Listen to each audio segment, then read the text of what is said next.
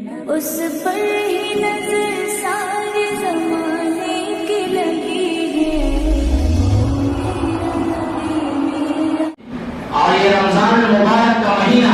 جو ہمیں عطا ہوا ہے، یہ رحمتوں والا مہینہ ہے، یہ برکتوں والا مہینہ ہے، اور یہ صبر کا بھی مہینہ ہے، اور صبر کا بدلہ جنت ہے۔ یہ مہینہ لوگوں کے ساتھ غمخواری کرنے کا مہینہ ہے۔ اس مہینے کے اندر جو شخص کسی روزے دار کو روزہ افطار کرائے تو اس کے لیے جہنم سے نجات کا سبب ہوگا۔ صحابہ کرام نے اللہ کے نبی سے پوچھا تھا، اللہ کے نبی صلی اللہ علیہ وسلم کے سامنے عرض کیا تھا، اللہ کے نبی صلی اللہ علیہ وسلم کے سامنے یہ بات رکھی تھی، اپنی غربت کو ظاہر کیا تھا، اپنی بے بسی کو بتایا تھا کہ صحابہ کرام سارے کے سارے ایسے نہیں ہیں جو روزے دار کو افطار کرا سکے، لیکن میرا خیال یہ ہے کہ یہاں پر بیٹھے ہوئے ایک شخص بھی ایسا نہیں ہوگا جو روزے دار کو افطار نہ کرائے، کیونکہ اللہ کے نبی صلی اللہ علیہ وسلم کا فرمان ہے یہ جو ثواب ہے روزے دار کو افطار کرانے کا، یہ پیٹ بھر کر افطار کرانے پر موقوف نہیں ہے۔ اگر کوئی آدمی کسی بھی روزے دار کو صرف ایک گھونٹ پانی سے افطار کرا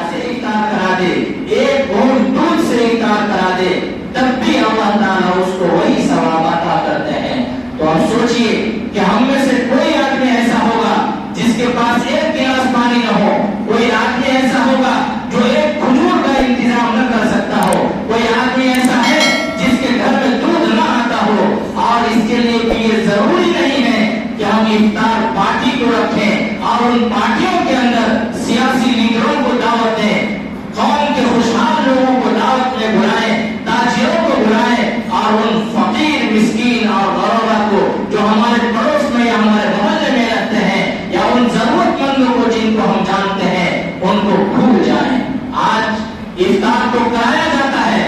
دعوتیں تو ہوتی ہیں، لوگوں کو بلایا تو جاتا ہے، لیکن خاص طور سے صرف ان لوگوں کو بلایا جاتا ہے افطار کے اندر جو قوم کے خوشحال لوگ ہوتے ہیں، جو قوم کے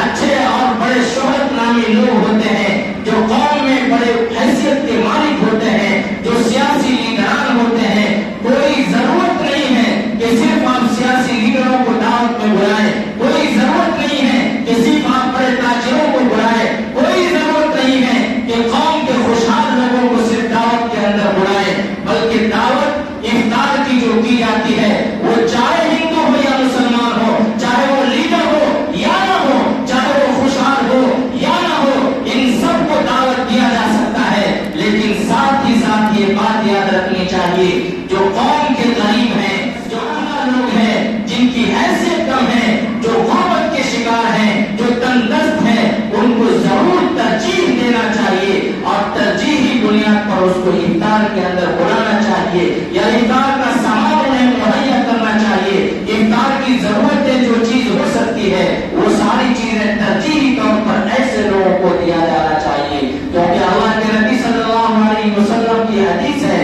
اللہ کے نبی نے فرمایا تھا دعوت ولیمہ کے متعلق کہ وہ ولیمہ جس کے اندر صرف مالداروں کو بلایا جائے اس میں وہ ثواب نہیں ہوتا۔ یہ صرف ولیمے کے متعلق نہیں ہے بلکہ اسلامی تعلیمات کو بتانا ہے کہ جب بھی کوئی دعوت ہو اس کے اندر غریبوں کو ضرور یاد کیا جائے، غریبوں کو ضرور بلایا جائے۔ لیکن آج ہمارا معاشرہ ایسا بن چکا ہے، شادی ہو یا اور کسی بھی چیز کی دعوت ہو صرف انہیں بلایا جاتا ہے جن سے یا تو ہماری دوستی ہوتی ہے، جن سے ہماری قربت ہوتی ہے، یا پھر وہ بڑی حیثیت کے مالک ہوتے ہیں، اور ایسے لوگوں کو بالکل بھول گیا بلا دیا جاتا ہے، ایک طرفہ اسے نظر انداز کر دیا جاتا ہے۔ جو حقیقت معنی میں ایسی حالت میں زندگی گزار رہے ہیں تو انہیں افطار کرایا جاتا، انہیں رمضان المبارک کے اندر ہی نہیں بلکہ پوری زندگی اور پورے سال کے اندر اس کا خیال رکھا جاتا۔ اللہ کے نبی صلی اللہ علیہ وسلم نے فرمایا کہ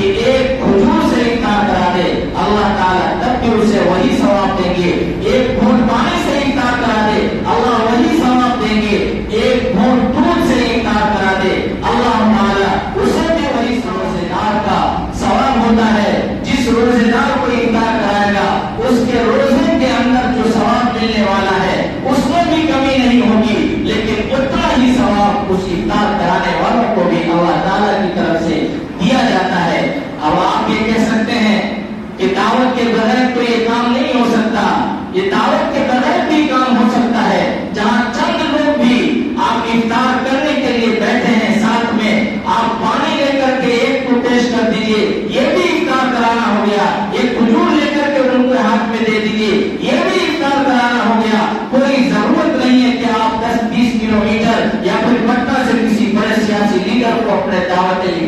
बुलाएं और उसको इफ्तारी कराएं। अपने मोहल्ले के अंदर या अपने साथ में बैठे उन अफराद को भी अगर इफ्तार कराएंगे, अल्लाह ताला से उम्मीद है कि अल्लाह ताला वही सवाब अता करेंगे। रमजान मुबारक के अंदर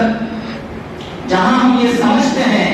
कि रोजा रख लेना भूखे और प्यासे रहने का नाम है, या वो लोग जो ये समझते हैं कि रोजा की हालत में झूठ नहीं बोलना, कीमत नहीं करना, किसी को धोखा नहीं देना, इंसाफ से अपने कारोबार को करना, ये चीजें जरूरी हैं, तो याद रख लीजिए ये चीजें वो है जो सिर्फ रमजान में नहीं, सिर्फ रोजे की हालत में नहीं, बल्कि इस्लामी तालीमात के मुताबिक ये वो चीजें हैं जो पूरी जिंदगी मुसलमानों पर करना जरूरी है। ये वो चीजें हैं जो मुसलमानों पर पूरी जिंदगी वाजिब है। आपको मैं एक छोटा सा वाकया बताता हूँ। मीवा नामी एक जापानी लड़की थी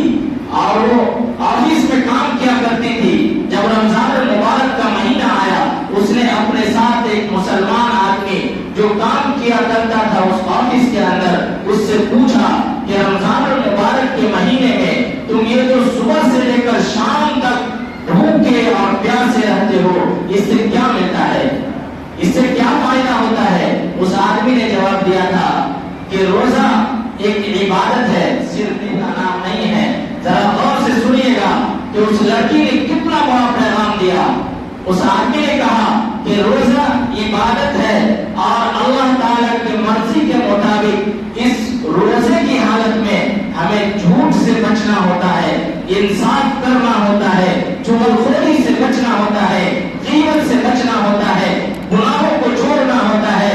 सिर्फ भूखे और प्यासे रहने का नाम रोजा नहीं है, बल्कि इन सारी चीजों से बचने का नाम रोजा है। उस लड़की ने जवाब दिया बड़ी संजीदगी के साथ, अरे आप ही पे तो मजे हैं।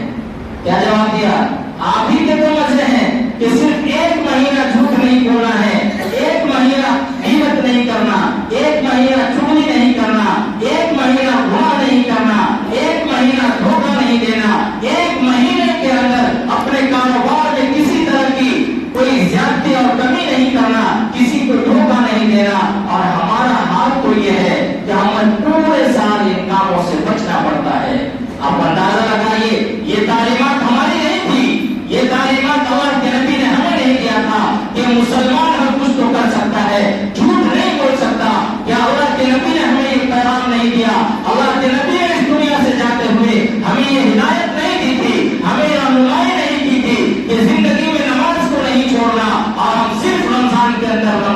नमाज को पढ़ने को जरूरी समझते हैं, सिर्फ रमजान के अंदर गुनाह को छोड़ने को जरूरी समझते हैं, सिर्फ रमजान के अंदर तिलावत कुरान को करना जरूरी समझते हैं, सिर्फ रमजान के अंदर झूठ से बचने की कोशिश करते हैं, सिर्फ रमजान के अंदर ग़ीबत से बचने की कोशिश करते हैं, सिर्फ रमजान के अंदर और वो बहुत सारे बेशुमार नेकी के काम को जरूरी समझते हैं, जिसको अल्लाह के नबी सल्लल्लाहु अलैहि वसल्लम की हदीस के मुताबिक, इस्लामी तालीमात के मुताबिक, इस्लामी तरगीब के मुताबिक और इस्लामी क़वानीन के मुताबिक, इस्लामी फैसले के मुताबिक, इस्लामी ज़ाब्ते के मुताबिक एक मुसलमान के लिए पूरी जिंदगी उन काम को करना जरूरी होता है। क्या ऐसा नहीं है? अगर इस मजलिस में बैठे हुए कोई एक शख्स भी कहते कि ऐसा नहीं है, तो मैं अलग इस मजलिस से कह दूंगा वो तो मुसलमान ही नहीं होगा जो अल्लाह के नबी के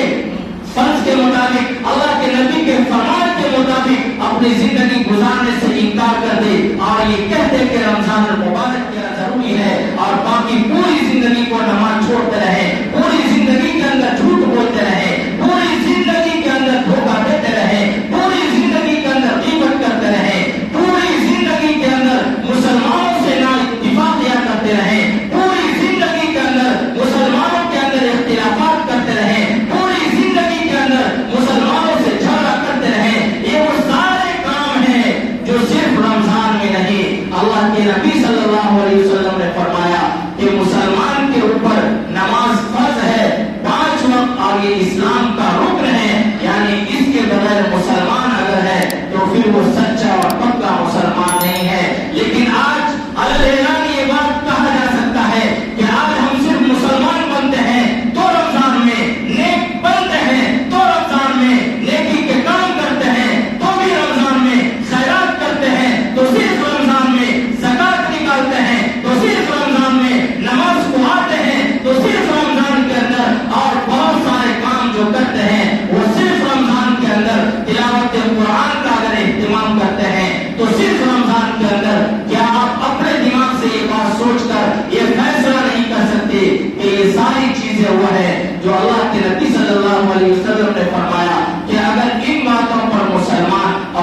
زندگی کو گزارےگا تو یقیناً وہ سچا اور پکا مسلمان ہوگا. اس کی دنیا بھی آسان ہوگی, آخرت بھی آسان ہوگی, اللہ بھی اس سے راضی ہوگا, اللہ کا نبی بھی اس سے راضی ہوگا. اور دوسرے دنیا کے اندر بے شمار رہنے والے جو مسلمان نہیں ہیں, جو ایمان کی حالت میں نئی زندگی گزار رہے ہیں, جو اسلام سے دور ہیں, جو ایمان سے دور ہیں, انہیں بھی دیکھ کر یہ پیغام ملے گا کہ حقیقت میں اسلام ہی دنیا کو واحد مذہب ہے, دنیا کا واحد دین ہے جو صحیح دین ہے. اور اگر اس کو اپنایا جائے تو زندگی کے ہر شعبے کے اندر انشاءاللہ کامیابی ملے گی, کہیں بھی ناکامی کا سامنا نہیں کرنا پڑے گا. لیکن ہم سب نے اسلام کا نام یہ کہہ دیجئے رمضان رکھ دیا ہے, اسلام کا نام ہم نے صرف ایک روزہ اور ایک تراویح کو رکھ دیا ہے, اور زکات کے اندر چند پیسے خرچ کر دینے کا نام ہم نے اسلام بنا دیا ہے, چند پیسے خیرات کر دینے کا نام ہم نے اسلام رکھ دیا ہے, چند غریبوں کی مدد کر دینے کا نام ہم نے اسلام رکھ دیا ہے, چند پیسوں کے ذریعے سے کسی کو ہم نے رمضان رکھ دیا ہے, یا ہم نے اپنا دین بنا لیا ہے, ہم نے اپنا مذہب بنا لیا ہے, ہم نے اپنا اسلام بنا لیا ہے. کیا ہمارا اسلام یہی تھا؟ کیا ہماری شریعت یہی تھی؟ کیا ہمارا دین یہی تھا؟ ہمارا مذہب یہی تھا؟ یا قرآن کی تعلیمات یہی ہے, یا حدیث کی تعلیمات یہی ہے, یا اللہ کے نبی صلی اللہ علیہ وسلم کی کسی بھی حدیث سے یہ ثابت ہوتا ہو کہ صرف رمضان کے اندر نماز پڑھنا ہے, صرف رمضان کے اندر جھوٹ سے بچنا ہے, صرف رمضان کے اندر خیرات کرنا ہے, صرف رمضان کے اندر غریبوں کا خیال رکھنا ہے, صرف رمضان کے اندر اپنے غریب رشتے داروں کے یہاں جانا ہے, اور عید کے موقع پر ایک جوڑا کپڑا دے کر کے ہم یہ سمجھتے ہیں کہ ہم نے اپنے خاندان کا اور اپنے رشتے دار کا حق ادا کر دیجیے. تو یاد رکھ لیجیے مسلمانوں, یہ بالکل جھوٹ اور سراسر غلط فہمی ہے, اور سراسر آپ صحیح راستے سے ہٹے ہوئے ہیں. واضح بات ہے کہ یہ ہمارا دین نہ تھا اور نہ ہے, اور نہ قیامت تک ہمارا یہ دین ہوگا, نہ ہماری یہ شریعت ہے, اور نہ کبھی رہی ہے, اور نہ کبھی آگے تک ہوگا. قرآن کی تعلیمات اللہ کے نبی صلی اللہ علیہ وسلم کے زمانے سے آج تک وہی ہے, حدیثیں جو آپ نے ارشاد فرمائی تھی 1400 سال سے آج بھی وہی ہے, اور انشاءاللہ قیامت تک وہی رہے گا. اگر کوئی اس کے اندر اپنے عمل کے ذریعے سے رد و بدل کرتا ہے, اپنے کام کے ذریعے سے تحریف کرتا ہے, تو یقیناً وہ اسلام ہی کو نہیں, مسلمانوں کو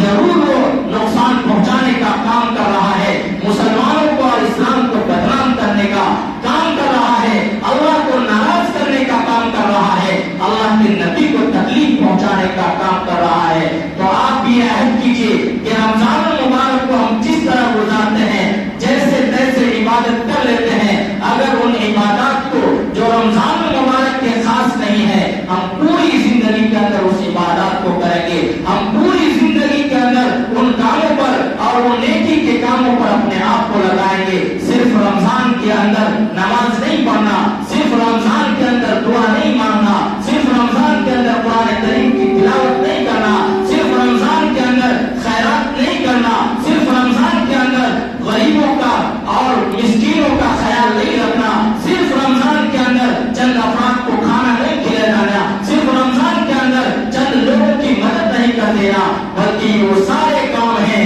جو رمضان کے علاوہ بھی ضروری ہے, رمضان کے علاوہ اور دنوں میں بھی کرنے کے کام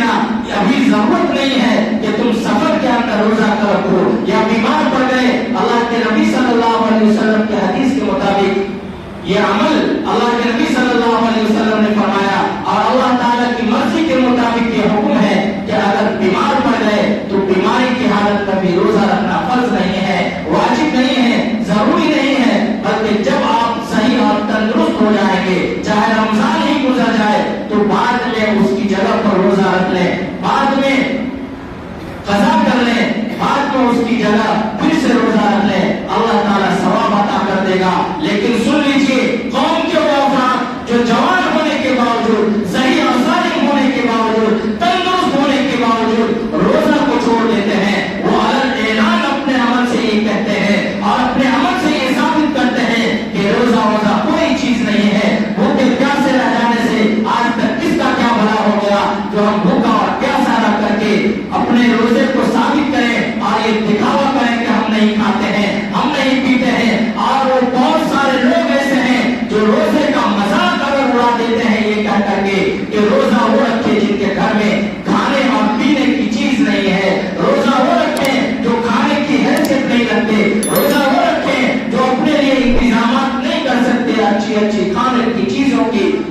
تو وہ ایمان سے خالی ہو جاتا ہے، وہ مسلمان نہیں رہتا، کیونکہ اسلام کے کسی بھی ایک حکم پر عمل نہ کرنا یہ ایک الگ بات ہے، گناہ تو ضرور ہوگا لیکن اسلام کی حالت میں، ایمان کی حالت میں وہ کہیں نہ کہیں چاہے کمزور درجے میں ہی ہو لیکن مسلمان تو رہتا ہے۔ لیکن اگر کسی حکم کا مذاق اڑاتا ہے، کسی حکم کا استہزاء کرتا ہے تو پھر وہ اسلام سے بھی خارج ہو جایا کرتا ہے۔ تو اپنے آپ کو ان تمام کاموں سے بچائیں جو اللہ تعالیٰ کی مرضی کے خلاف ہو، اپنے آپ کو ان تمام کاموں پر لانے کی کوشش کریں، صرف رمضان کے اندر نہیں، پوری زندگی کے اندر جو اللہ تعالیٰ کی مرضی کے مطابق ہو، جو اللہ کو پسند ہو، جو اللہ کے محبوب کو پسند ہو، تو یقیناً یہ بات کہی جا سکتی ہے کہ ہماری نجات پکی ہے۔ اس رمضان المبارک کے مہینے میں ہم اللہ کی رحمت کو حاصل کر سکتے ہیں، جہنم سے نجات لے سکتے ہیں، جنت کے حاصل کرنے والے بن سکتے ہیں،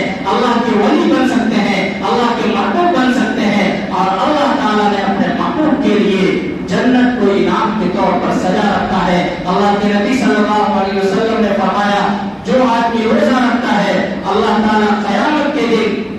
اسے ایسے دروازے سے جنت میں داخل کرے گا جس کا نام جس کا نام ریان ہے، اور اس ریان دروازے کی خاصیت یہ ہے وہ اسپیشل گیٹ ہے جو روزے داروں کے لیے بنایا گیا ہے، اور جو آدمی اس دروازے سے ایک مرتبہ جنت میں چلا جائے گا اسے پھر کبھی پیاس کا احساس نہیں ہوگا، کیونکہ دنیا کے اندر اللہ تعالیٰ نے ہم پر روزہ فرض کیا ہے اور روزہ میں سب سے زیادہ پیاس ہی لگتی ہے، تو اللہ تعالیٰ نے اس کا انعام پیاس کی شکل میں ایک ایسا دروازہ بنا دیا کہ اس دروازے سے گزر جانے کے بعد اس آدمی کو کبھی پیاس کا احساس نہیں ہوگا۔ اللہ تعالیٰ ہم سب کو بھی اس دروازے سے جانے کی توفیق عطا فرمائے۔ اللہ تعالیٰ ہمیں رمضان المبارک کی صحیح قدر کرنے کی توفیق عطا فرمائے اور پورے رمضان المبارک کے تمام عبادات کو صحیح طور پر کرنے کی توفیق عطا فرمائے اور انہیں قبول فرمائے۔